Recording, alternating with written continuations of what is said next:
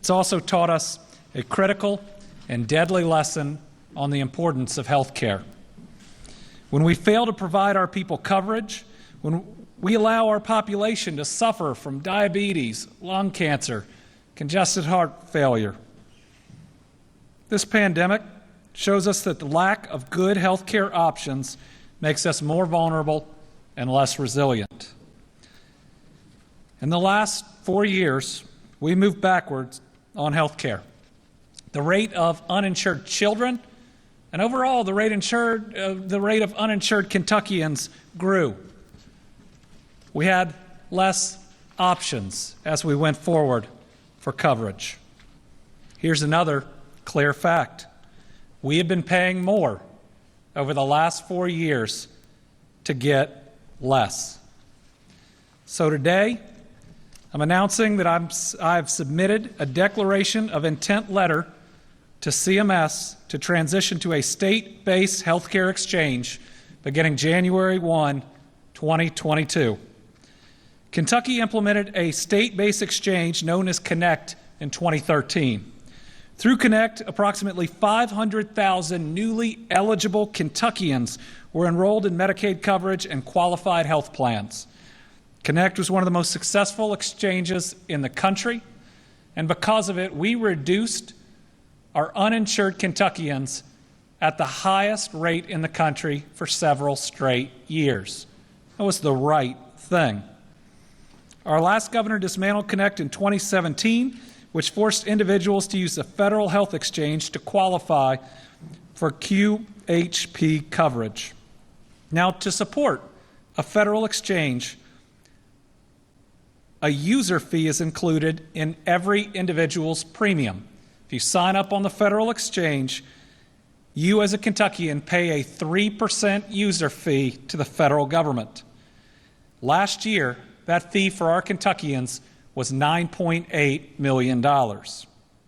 So several states are transitioning from the federal exchange to a state-based exchange to avoid this user fee. You'll see why in a minute. Because each of them are seeing, and what we're going to see, is that we can reduce the cost of premiums to Kentuckians if we go back to a state-based exchange. We can also improve efficiencies, and we believe we're going to be able to offer more opportunities to Kentuckians. So just remember, every year Kentuckians are paying $9.8 million ultimately to the federal government because we're using their exchange. So what are the costs to going back to a state-based exchange where we control our own destiny? Well, because the code for the state-based exchange wasn't eliminated, it was just basically turned off. It'll be a $5 million one-time fee to turn it back on and to upgrade it. And then ongoing costs year in and year out, as opposed to $9.8 million, $1 to $2 million at most. This saves Kentuckians, and we hope to be able to ultimately save in the cost of their premium, millions upon millions of dollars. We can save significant dollars that we can use to offset the cost of health care. Benefits of transitioning to a state-based exchange: provides Kentuckians a reduction in premiums, integrates with Medicaid program offering a single door to access coverage. So this is one of the incredible things that we can do to help people as they may start on Medicaid or expanded Medicaid.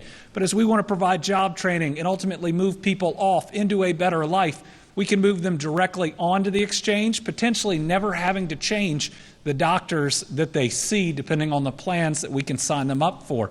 We can provide continuity of their care, and we can eliminate disincentives where some folks might not want to have to enter a whole new network.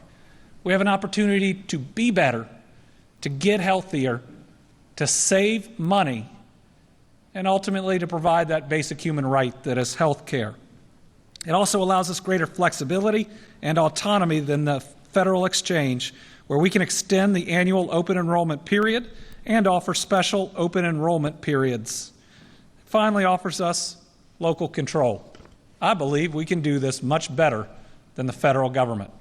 We proved that many years ago And as we move forward, this is just going to be one part of a larger set of announcements on health care that we anticipate we will be making in August or potentially even September.